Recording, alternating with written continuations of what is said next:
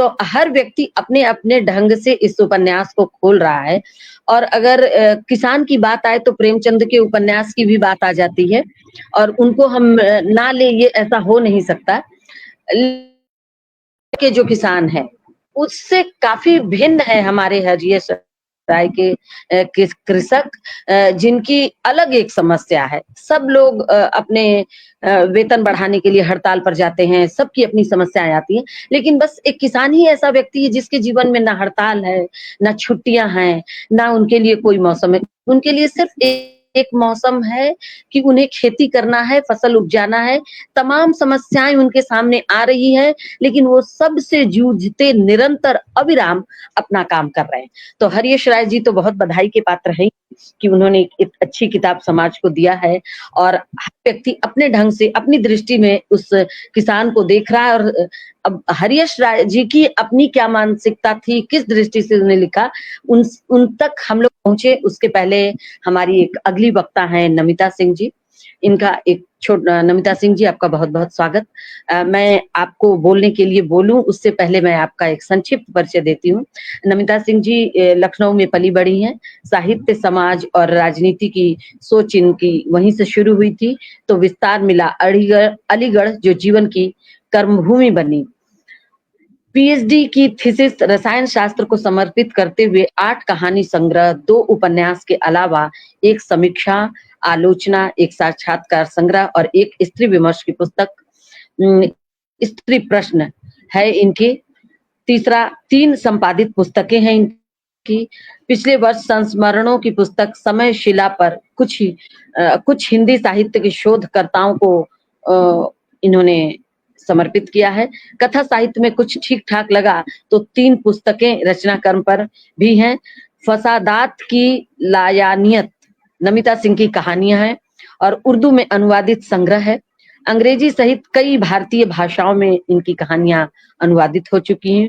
Curfew शीर्षक से कहानी पर दूरदर्शन द्वारा इन पर टेलीफिल्म बनी है। अब इनकी राय पुस्तक को लेकर क्या है, ये स्वयं अपने मुंह से करेंगी। तो स्वागत है आपका नमिता सिंह जी। धन्यवाद अर्चना जी। और सबसे पहले तो ये मैं अपनी प्रसन्नता व्यक्त करूं कि हरीश राय जी की किताब पर हम लोग आज यहाँ पर चर्चा कर रहे हैं। हरीश राय जी को बधाई मैं बहुत पहले दे चुकी हूँ, 1 साल पहले दे चुकी हूँ। और जब इनका ये उपन्यास प्रकाशित हुआ था तो उसी वक्त मैं ये मान के चलती हूँ कि किसी भी पुस्तक की गुणवत्ता का एक पहलू ये भी होता है कि वो आपको एक बैठक में पढ़वा ले, एक सिटिंग में पढ़वा ले। और ये उपन्यास भी ऐसा ही है। जब मैंने इस उपन्यास को पढ़ा तो मुझे वाकई में बहुत पसंद आया। और मैंने खुद ही इनसे कहा कि आपने इतने महत्वपूर्ण विषय पर लिखा है और इतना अच्छा उपन्यास है, और मैं इस पर जरूर लिखूंगी। खुद अपनी ओर से मैंने ऑफर किया। तो इस रूप में मैं माटी राग को आज के संदर्भों में एक बहुत महत्वपूर्ण उपन्यास मानती हूँ। देखिए, इस सबसे बड़ी बात यह है कि इन्होंने जो आज के हमारे समय की जो एक बहुत ज्वलंत समस्या है, किसान, हमारी जो अर्थव्यवस्था है उसको कहा जाता है वो किसान केंद्रित है, कृषि केंद्रित है। लेकिन हम लंबे अरसे से हम ये देख रहे हैं कि हमारे पूरे इस तंत्र में सबसे उपेक्षित अगर कोई वर्ग है तो वो किसान है।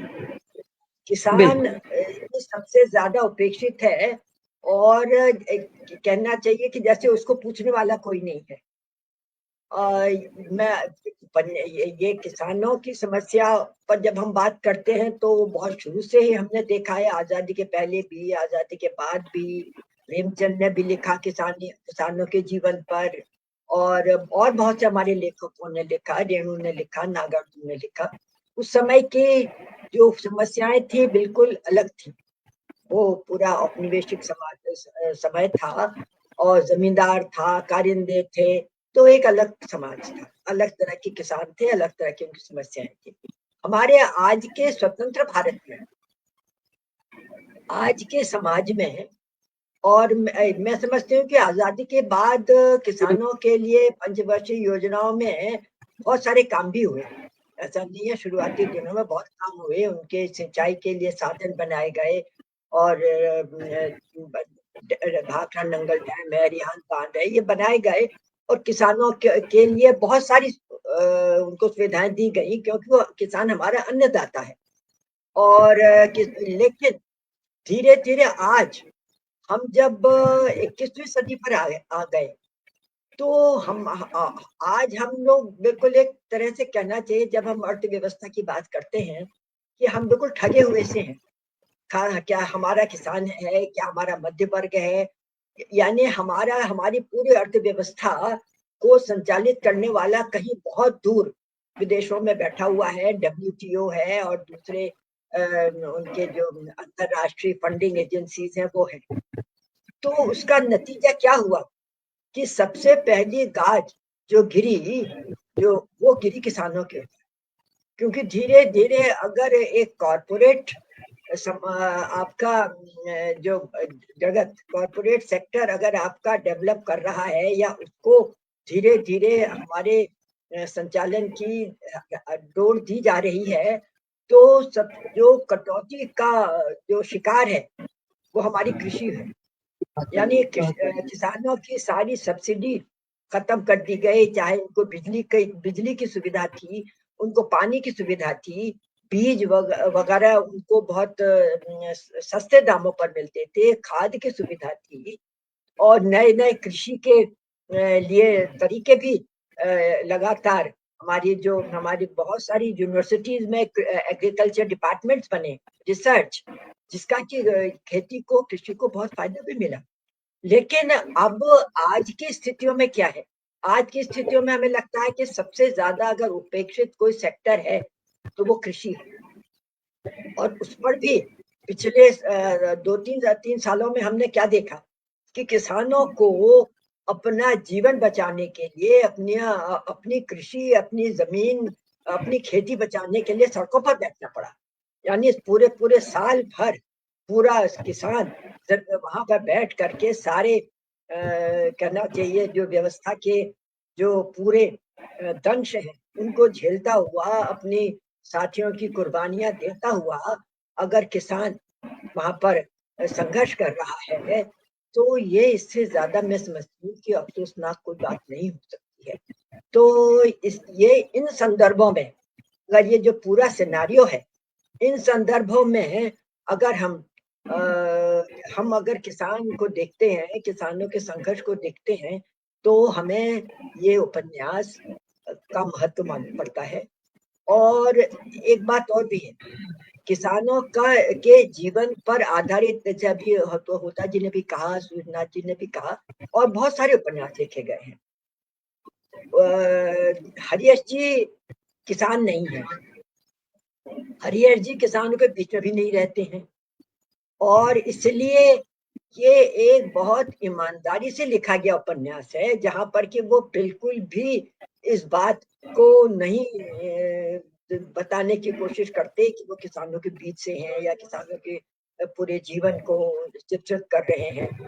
लेकिन जो इस उपन्यास में जो उसका जो मुख्य पात्र है सुमेर सिंह, उसकी जो भूमिका है, उसका जो रास्ता है, उसके सहारे से चल करके वो जो देख रहे हैं, और देख ही नहीं रहे हैं, वो एक बहुत बारीकी से उसका अन्वेषण कर रहे हैं, बारीकी से उसके पूरे छिद्र उनको देख रहे हैं।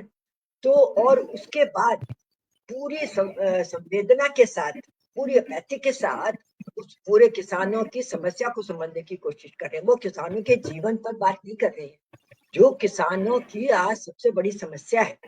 समस्या तो ये भी है कि वो वो खुद भी बैंक के अधिकारी रहे, और बैंकों का जो आज जो उनका जो सबसे बड़ी आज बैंकों की समस्या है कि उनको वो जो कर्ज देते हैं, लोन देते हैं, वो वापस नहीं आता। अब किसान का 50,000 का लोन अगर वापस नहीं आता है तो उसका घर और ट्रैक्टर और वो सब कुर्की हो जाती है, फसल कुर्की हो जाती है।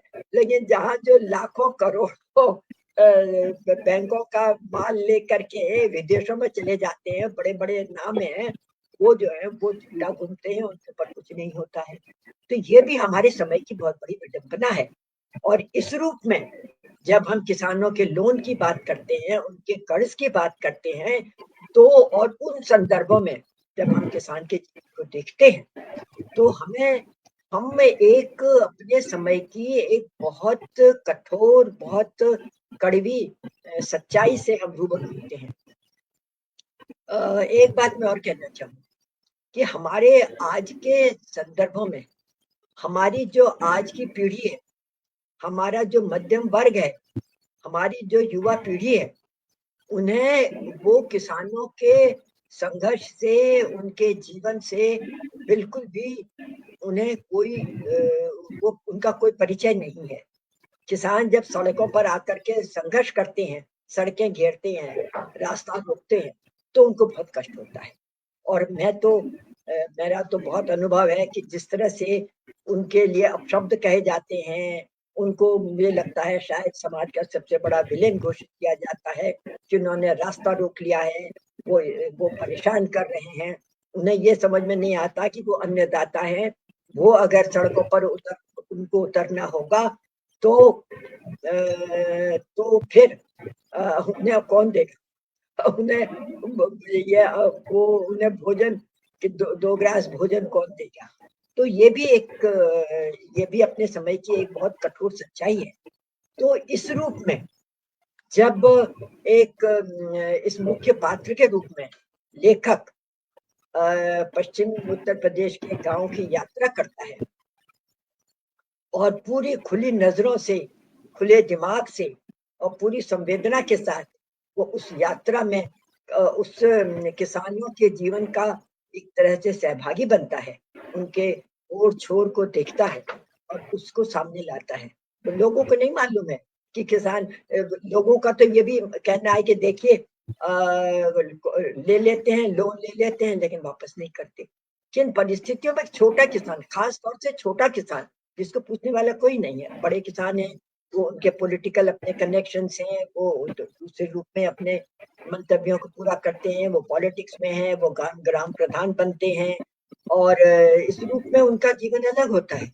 लेकिन छोटे किसानों के रूप में जो एक लेखक ने जो उसके मुख्य पात्र सुमेर सिंह के रूप में जो पूरी यात्रा की है, उसमें वो एक-एक किसान के घर में जाते हैं, देखते हैं, उसके घर की परिस्थितियों में देखते हैं, तो तब वो उनकी असल समस्याओं से रूबरू होते हैं।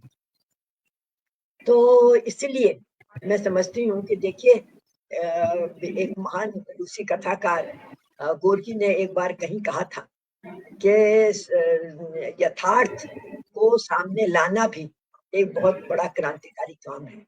तो इस रूप में यश राय जिस रूप में इस ग्रामीण यथार्थ को लाते हैं, कतई वो अपने आप को ग्रामीण जीवन का नहीं बता रहे हैं, कतई वो ये नहीं कह रहे हैं कि पूरा उनको ग्रामीण जीवन की बहुत पूरा वो जानते हैं, उनके बीच का उन्होंने जीवन का चित्रण किया है, कतई नहीं। लेकिन इस रूप में वो छोटे किसानों की जिन्होंने कर्ज लिया है, हम उसमें कैसे जाएंगे? और एक चीज और मैं कहूंगी कि ये जो उनका जो ऑब्जर्वेशन है, जो वो देख रहे हैं, जो पड़ताल कर रहे हैं, वो इखरा नहीं, वो घरों को देखते हैं, वो बात करते हैं। किसान किसान भी जो वो इस बात को स्वीकार करता है कि हाँ मैंने कर्ज लिया, लेकिन जब फसल हुई तो उसके घर में उसको घर में अपने परिवार को चलाने के लिए भी पैसे की जरूरत है और इसलिए उसके पैसे घर गृहस्थी में खर्च हो गए, यानी उसको अपनी फसल का उचित मूल्य नहीं मिल रहा है। ये भी एक बड़ी समस्या है। यहाँ पर स्वामीनाथन कमेटी की बात याद आती है। स्वामीनाथन कमेटी ने जिस तरह से जो फॉर्मूला दिया था कि किसानों को उनकी फसल का मूल्य क्या दिया जाए, वो आज तक लागू नहीं हुआ है। तो वो किसान इस बात को स्वीकार करता है कि हाँ, फसल पर पैसे तो मिले थे, लेकिन वो घर में खर्च हो गए, घर गृहस्थी में खर्च हो गए, वो परिवार के लोगों को भूखा कैसे छोड़ देता। ये एक अपने आप में एक बड़ी बात है। इसके अलावा और भी हैं कुछ अच्छे जो किसान हैं, जो अफोर्ड कर सकते हैं, वो ये भी स्वीकार करते हैं कि उन्होंने अपना घर ठीक करा लिया, घर बनवा लिया, कहा कि फिर हो जाएगा, अगली बार में फिर हो जाएगा, बैंक से मोहलत मिल जाएगी। या जो एक हमारे यहाँ का जो पूरा राजनीतिक माहौल है कि हो सकता है कि अगली बार चुनाव के बाद दूसरी पार्टी आए, वो कर्ज माफ कर दे। कर्ज माफ करने का जो एक राजनीतिक सिलसिला चला है, वो भी अपने आप में एक चीज है। और बहुत सारे जो घरों में किसानों के घरों का जिस तरह से चित्रण उन्होंने किया है, वो अपने आप में वास्तविकता को सामने लाता है। वो एक जगह वो कहते हैं, वो एक किसान के घर गए, वहां पर बहुत ही मामूली घर है, लड़की को बुलाता है, वो बुलाती है उसकी दादी कि वो जो किसान है कि जाओ अपने पिता को बुला लाओ। तो लड़की का जिक्र किया, वो बिल्कुल सूखी लकड़ी जैसी है, अंडर नरिश्ड है, कुपोषित है, और वो जा रही है बुलाने। तो ये भी उनके एक जमाने में हम लोग एक बड़ा फैंटेसी थी, ऐसा लगता था कि गांव के लोग तो बड़ा खूब दूध दही में भरे रहते हैं, खूब अच्छा खाते हैं पीते हैं, ये हम लोग एक फैंटेसी थी। लेकिन वास्तविकता में क्या है, वो बिल्कुल कुपोषित लड़की है जो कि जा रही है, पढ़ाई नहीं कर रही है, यूं खड़ी है। तो ये भी अपने आप में एक यथार्थ है कि जो हम कहा जाता है आहा, क्या ग्राम वासिनी मंत्र ने भी बहुत भारत उससे, माता ग्राम वासिनी। हाँ, आहा ग्राम की जीवन भी क्या है। तो ये अपने समय की जो वास्तविकता है, ये उपन्यास उसको सामने लाता है। और सबसे अच्छी बात ये है कि एक समस्या को पिन पॉइंट किया है। तो इसीलिए मैंने तो जो इनके ऊपर लिखा भी, मैंने कहा कि भाई ये अगर आप गांव के जीवन के और उस समस्या को समझना चाहते हैं, तो ये एक बहुत जरूरी पाठ की तरह से है, एक लेसन है, जिससे कि हमें एक इंसाइट मिलती है, हमें समस्या से हम रूबरू होते हैं। और किस तरह से बैंक के लोग भी, किस तरह दलाल किस तरह से मूर्ख बनाते हैं। उसमें एक प्रसंग है कि गांव वाले ने एक किसान से कहा कि अरे हम तुमको कर्ज दिलवा देंगे, तुम अब ट्यूबवेल लगवा लो। ट्यूबवेल लगवाने के लिए उसको कर्ज दे दिया, और उसके बाद वो ट्यूबवेल वो जो कर्ज जो है वो बेकार पड़ा हुआ है, उसका उपयोग ही नहीं हुआ। ट्यूबवेल तो लग गया, लेकिन है किस काम का, क्योंकि गांव में बिजली आती नहीं है। मुश्किल से 5 घंटा 6 घंटा बिजली आती है, और वो जो है किसान सारी रात जागता है खेतों में पानी लगाने के लिए। जब बिजली नहीं आएगी तो ट्यूबवेल क्या करेगा। तो इस तरह से किसान जो है उनके फंदे में भी फंसते हैं। इसके अलावा एक जो बहुत अच्छी बात है कि किसान का जीवन कहाँ कहाँ और जुड़ा हुआ है। वो मंडी जाता है अपना अनाज बेचने, वहां पर दलाल है, वहां पर व्यापारियों के दलाल हैं, वो किस तरह से मूठ बनाते हैं। किसान को कैश पैसा चाहिए, वहां पर मिली भगत है व्यापारियों के साथ। मंडी समिति में जहां पर किसानों की खरीद हो रही है, वो उनके साथ मिले हुए हैं, उनको पैसा कितने दिनों बाद मिलेगा, चेक मिलेगा। किसान को तुरंत पैसा चाहिए, तो इसीलिए वो अपना औने पौने दामों में व्यापारियों को अपना बेच आता है। कोल्ड स्टोरेज में जाता है तो कोल्ड स्टोरेज का मालिक अलग एक्सप्लॉइट करता है। उसका आलू सड़ जाता है तो वो उसका भरपाई किसान करेगा। मुझे याद है हमारे अलीगढ़ में एक हमारे बहुत ही परिचित थे, वो जिनका की कोल्ड स्टोरेज था, वो आलू रखते थे। और उसके बाद कुछ तो आलू वो किसान से कह देते थे तुम्हारा सड़ गया, वो बर्बाद हो गया, और कुछ वो आलू उसके बोरों में से निकाल के खुद बेच आते थे। तो किसान हर तरह से मारा जाता है। तो ये जो छोटी छोटी समस्याएं हैं, कोल्ड स्टोरेज की समस्या, मंडी में दलाल, वहां के व्यापारी, जो कि पूरी एक खेल है, जो कि उसके खेती से लेकर के, उसके घर बार से लेकर के, उसके कर्ज को लेकर के, और फिर पूरे अंत तक हरिहर जी ने पूरे उसको एक तरीके से ट्रेस किया है। और उसको ला करके उन्होंने पाठक के सामने एक पाठ की तरह से उन्होंने रख दिया। एक मुझे इस उपन्यास में एक मुझे बात और अच्छी लगी कि इन्होंने जो सुमेर सिंह है वो एक बड़े कॉर्पोरेट बैंक का अधिकारी है, लेकिन वो कॉर्पोरेट कल्चर पर भी हरीश राय कमेंट करते हैं, उसको उसको बात उस पर भी बात करते हैं वो। ये मुझे एक लगा। वो देखते हैं कि एक और तो 50-50 हजार का जो कर्ज है किसान का, तो वो उसके लिए कभी कभी एक उसमें एक किसान का भी जिक्र है कि वो एक उसका उसने लोन लिया, उसकी एक फसल खराब हो गई, उसने अगली फसल का इंतजार किया, उस पर उसकी उम्मीद थी, अगली फसल खराब हो गई, वर्षा जिसमें कि वो फिर वो भी नष्ट हो गई। वो बीज लेने जाता है, उसको बीज अगली फसल में बेचने के लिए उसको बीज नहीं मिलता है, कर्ज कहीं से उसको नहीं मिलता है क्योंकि वो ऑलरेडी लोन ले चुका है। अंत में वो कीटनाशक दवा पी करके वहीं पर खेत में आत्महत्या कर लेता है।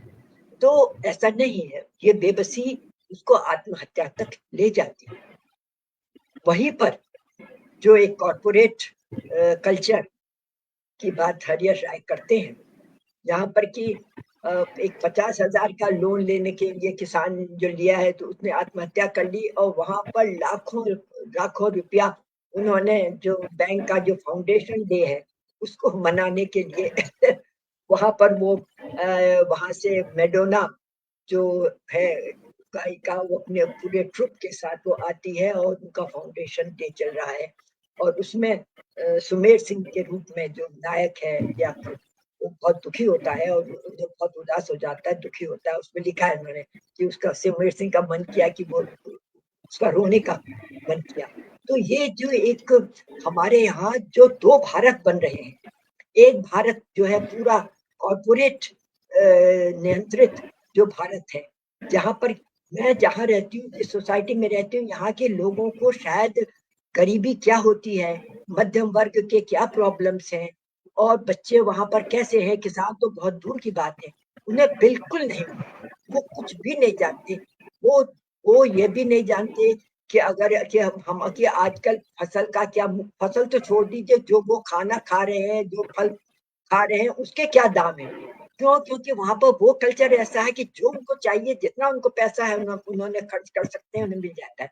और दूसरी ओर जब वहीं पर कुछ दूरी पर अगर वो जाएंगे जहाँ पर किसान जो है अपने बच्चों को नहीं खिला पा रहा है और वो आत्महत्या करने को विवश है, तो आज हमारे यहाँ जो दो हिंदुस्तान बन रहे हैं, तो ये इसमें एक बहुत उन्होंने उसको बहुत विस्तार नहीं दिया है, लेकिन एक कॉर्पोरेट कल्चर है जो इस रूप में एक हिंदुस्तान है, और एक दूसरा वो हिंदुस्तान है जहां पर कि लोन लेकर के अगर अगर किसान नहीं कर उसको चुका पा रहा है तो वो आत्महत्या करने को भी विवश है, जिसके बच्चे कुपोषित है, जिसको अपने परिवार को का पेट भरने के लिए भी इसको वो कर्ज की उसको उसको जरूरत है।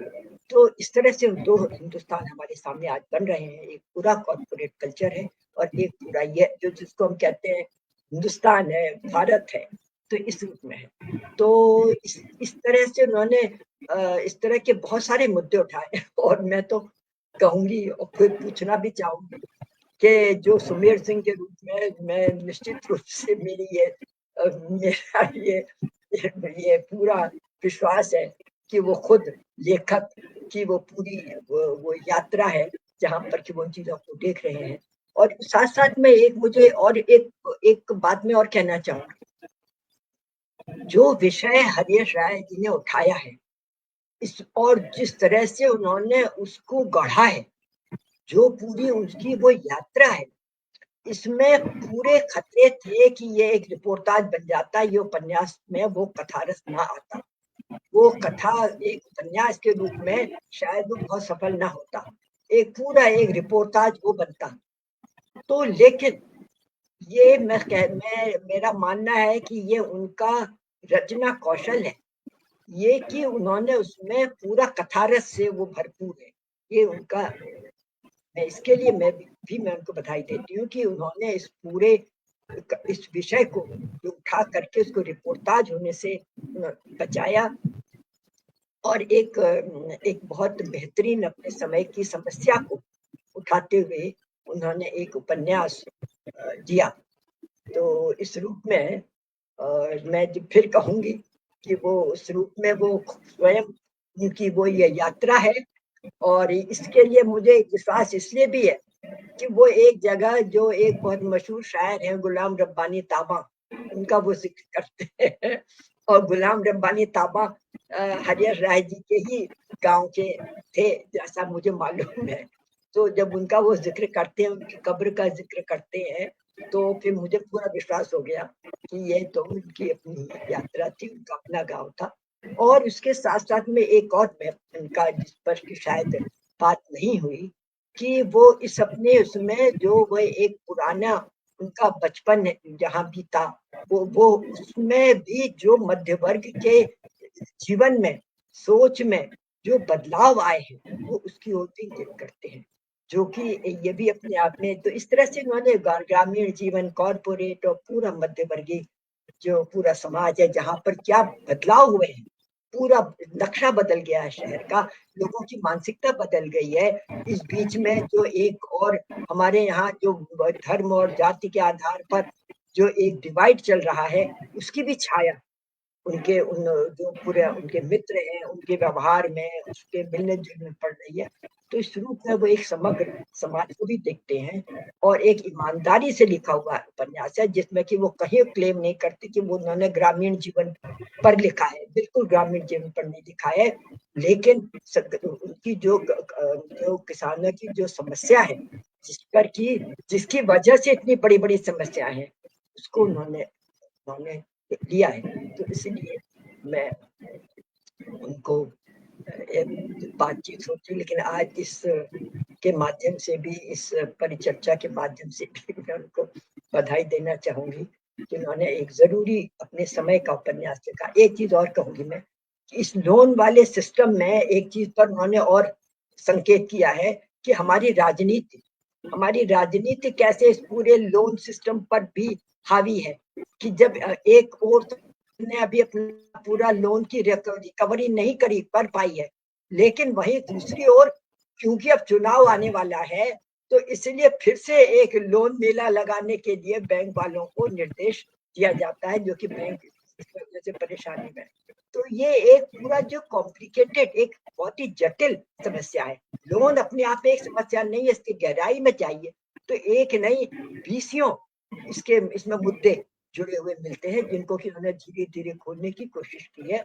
और सबसे अच्छी बात यह है कि इसका जो अंत उन्होंने किया है वो उदासी नहीं है, एक बहुत ही पॉजिटिव नोट पर और या पॉजिटिव वातावरण में इन्होंने उसको खत्म किया है कि यानी अभी अभी आशा बाकी है, अभी उम्मीद बाकी है कि लोगों की समझ में आएगा, लोग संवेदनशील होंगे और इस समस्या को वो समझ पाएंगे।